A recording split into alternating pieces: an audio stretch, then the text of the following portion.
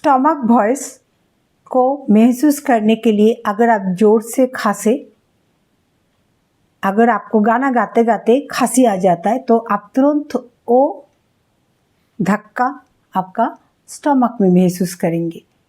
तो ये जो स्टमक का वॉइस होता है ये हमारा सही वॉइस सपोर्ट का पहला कदम है। तो इसलिए स्टमक वॉइस को हमारा वॉइस सपोर्ट कहा जाता है। नमस्कार, आप सबको हार्दिक स्वागत है लर्न म्यूजिक विद सपना, जहां हम भारतीय शास्त्रीय संगीत और सुगम संगीत को बहुत सरल भाषा में सिखाने का प्रयास करते हैं।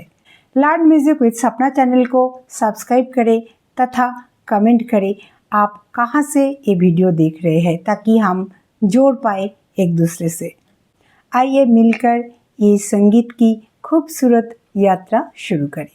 मैं सपना चक्रवर्ती। आज हम बात करेंगे गायकी की उस बुनियाद की जो हर सिंगर को जरूर जानना चाहिए, यानी आपके वॉइस रजिस्टर्स। वॉइस रजिस्टर को आज हम जानेंगे। उससे पहले जानेंगे कितनी प्रकार के वॉइस गाना जब हम गाते हैं तो कितनी प्रकार की वॉइस से हम गुजारते हैं, वो सारे वॉइस के नाम और उसका क्या पर्पस होता है, वो वॉइस हम कहाँ पर कैसे, वो वॉइस हर वॉइस हमारी गायकी के लिए अच्छे है या कुछ वॉइस जो हमारा आवाज़ को नुकसान कर सकते हैं। तो चलिए आज हम जानेंगे डिटेल्स उदाहरण के साथ विस्तार से एक एक करके ये पांचों वॉइस को हम समझने की कोशिश करेंगे। तो चलिए सबसे पहले जाने ये 5 वॉइस क्या है। नंबर 1 स्टमक वॉइस, सबसे नीचे से आता है, मतलब जिसे हम पेट से गाने के लिए बोलते हैं ना, पेट से गाना, तो stomach voice. Number 2 chest voice, जो हम छाती से गाते हैं। नंबर 3 थ्रोट वॉइस, जो हम गले से गाते हैं। नंबर 4 हेड वॉइस, जो हम सिर से महसूस करते हैं। और 5 फॉल्सेटो, मतलब जो फॉल्स, जो आर्टिफिशियल वॉइस, जिसे हम कृत्रिम वॉइस कहते हैं। तो आइए नंबर 1 स्टमक वॉइस से शुरू करें। क्या आप जानते हैं आपकी आवाज़ कहाँ से निकलती है? मतलब stomach voice, chest voice, throat voice, head voice या फॉल्सेटो। हमें पता होना चाहिए कि जब हम गाना सीखते हैं तो हमारे वॉइस कहाँ से निकलते हैं, जो मुंह से जो आवाज़ निकलते हैं, जो हम सोचते हैं क्या हर आवाज़ हमारी गले से निकलते हैं, लेकिन वो कहाँ से निकलते हैं और कौन सा सही वॉइस होता है हमारा गाने के लिए। तो चलिए आज हम विस्तार से ये सारे वॉइस के बारे में बहुत सरल तरीक़ा से उदाहरण के साथ समझने का कोशिश करेंगे। तो सबसे पहले हम डिस्कस करेंगे स्टमक वॉइस, क्योंकि हमारी आवाज़ सबसे पहले स्टमक से धीरे धीरे ऊपरी हिस्सा में आते हैं। तो स्टमक वॉइस को समझते हैं। क्या स्टमक वॉइस क्या है? जब हम गहरी सांस लेकर डायाफ्राम से गाते हैं तब आवाज़ हमारी पेट से आती है। इसे भारतीय संगीत में नाभि से स्वर उत्पन्न करना कहा जाता है। इससे आवाज़ में गहराई, स्थिरता और नियंत्रण आते हैं। इसे वॉइस सपोर्ट का पहला कदम कहा जाता है। तो सबसे पहले हमारी वॉइस उत्पन्न होती है, मतलब स्टमक से जब हम डीप ब्रीथ लेकर गाते हैं। ठीक है, तो ये हमारा सबसे पहला वॉइस सपोर्ट कहा जाता है।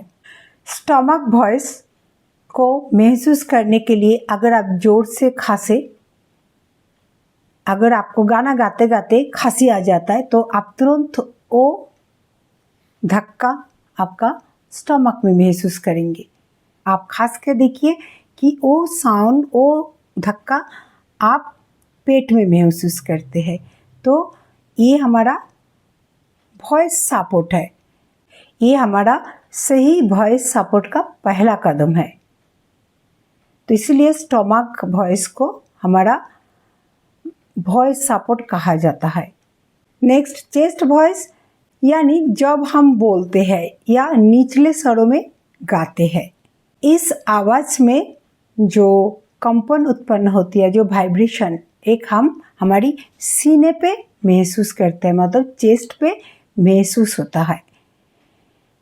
और इसकी परिधि होती है लोअर ऑक्टेव से मिडिल ऑक्टेव की माँ तक। जो आवाज़ हमारा निकालता है वो कंपन हम चेस्ट में महसूस करते हैं, मतलब उसे हम चेस्ट वॉइस से गाते हैं। तो इसीलिए कहा जाता है कि चेस्ट वॉइस से वॉइस का रेंज लोअर ऑक्टेव से लेके मिडिल ऑक्टेव माँ या पा तक माना जाता है।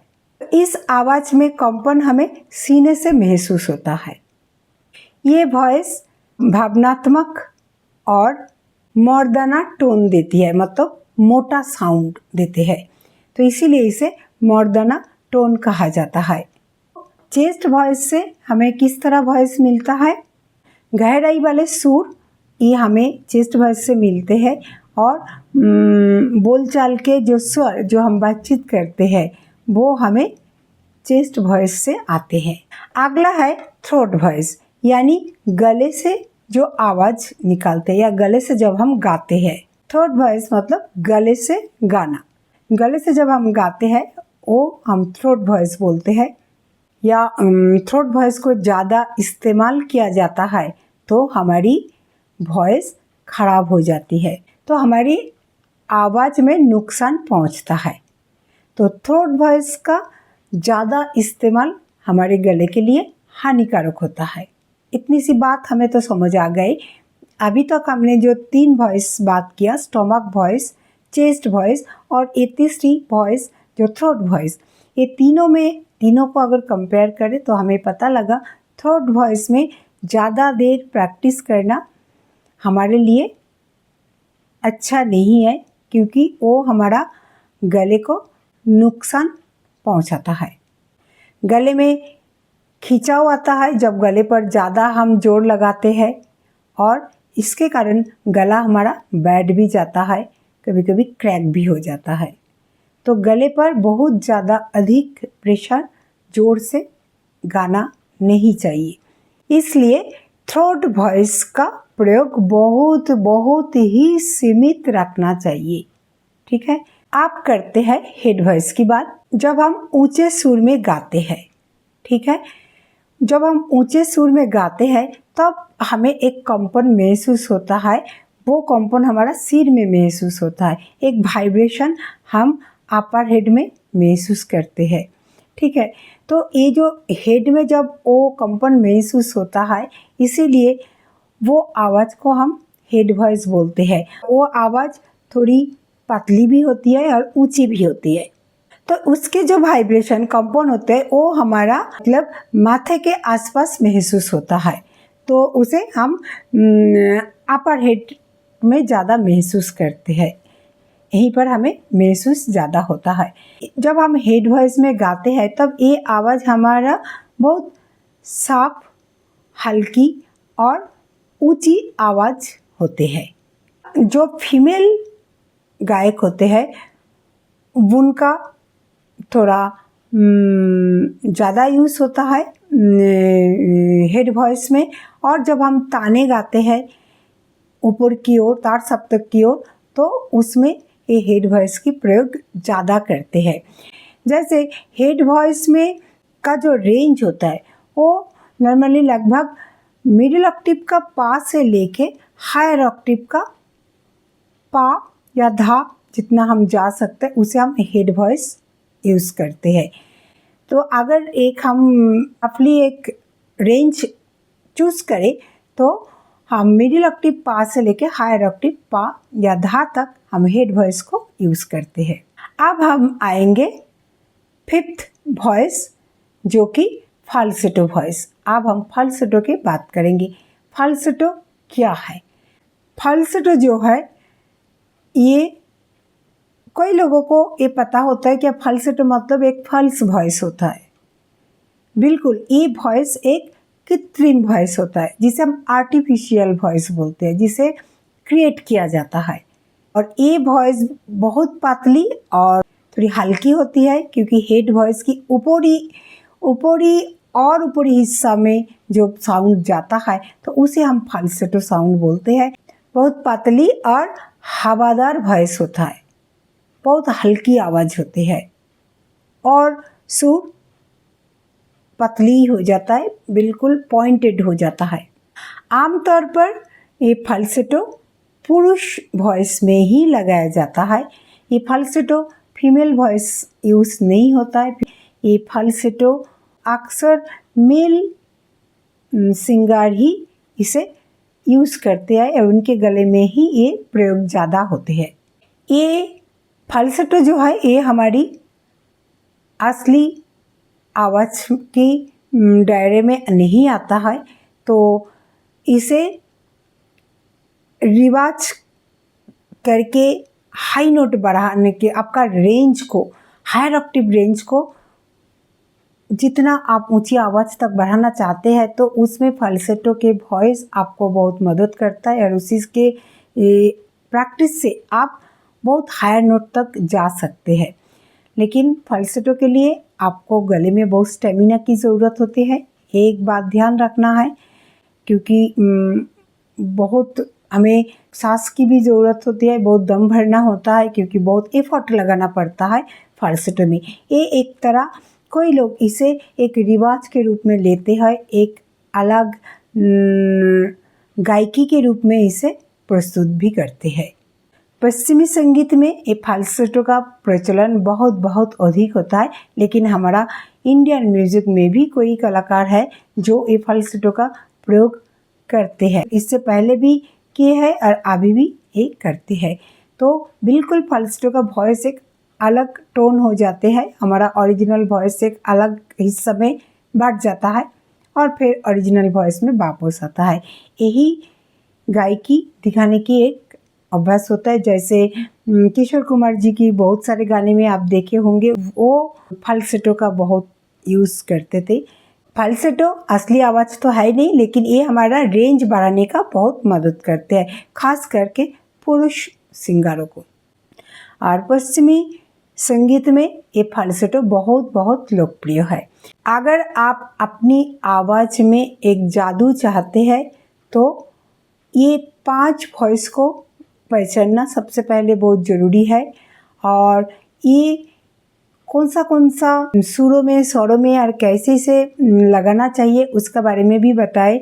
तो ये 5 वॉइस को आप नियमित रूप से अगर प्रैक्टिस करेंगे तो आप देखेंगे आपका वॉइस में काफ़ी चेंजेस आया। जैसे फाल्सेटो को शुरू जो बिगिनर्स है उनको मैं बोलूँगी कि फाल्सेटो को थोड़ा अभी दूर रखें, लेकिन बाकी स्टमक से, चेस्ट से और हेड वॉइस, ये तीनों वॉइस हमारी बहुत हेल्प करते हैं। लेकिन अक्सर गाने में देखा जाए कि चेस्ट वॉइस और हेड वॉइस के प्रयोग ज़्यादा होते हैं और स्टमक वॉइस वो हमारा वॉइस सपोर्ट होता है। जब हम ब्रीथ करते हैं तो जितना स्टमक से लंबा ब्रीथ हम लेंगे उतना आगे तक हम सुरों के साथ चल पाएंगे।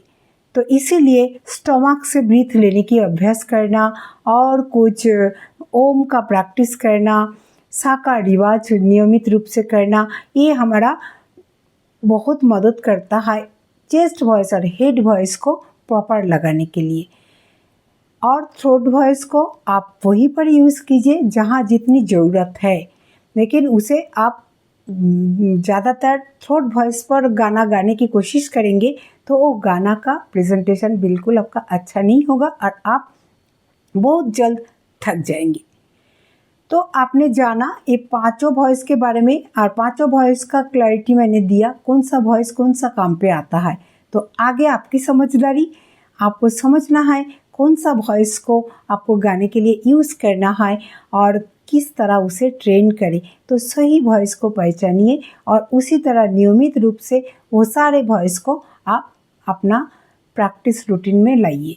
सही आवाज़ वही है जो नेचुरल, जिसे हम प्राकृतिक कहते हैं। जब भी आप गाना गाए इस बात पर श्योर हो कि आपका वो वॉइस जो है, जो आवाज़ में आप गाना गाते हैं वो आवाज़ ज़रूर एक प्राकृतिक आवाज़, जिसे हम नेचुरल वॉइस बोलते हैं, नियंत्रित और भावात्मक लगे। आज का वीडियो यहीं तक। मैं सपना चक्रवर्ती फिर मिलूँगी अगले वीडियो में। अगर ये वीडियो आपको पसंद आए तो ज़रूर लाइक करना, शेयर करना ना भूलें, और आप जहाँ से भी ये वीडियो देख रहे हैं ज़रूर सब्सक्राइब करें और हमारे चैनल से जुड़ें।